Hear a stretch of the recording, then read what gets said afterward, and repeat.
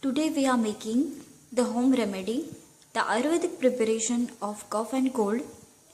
These all ingredients are mainly works on the kapha dosha. The first ingredient is Yasti Madhu powder. We can call it as a leucorise powder. We take it 5 grams, 1 teaspoon of ginger paste, 10 tulsi leaves, 2 sticks of cinnamon and 5 to 6 cloves. 5 grams of Vaida powder, we can call it as a Bibidaki powder. It is the one ingredient in the Triphala. 5 grams of Vasa powder, in Gujarati we can call it as a Ardusi powder. Mix all these medicines in 4 times more water and soak it for 3 to 4 hours.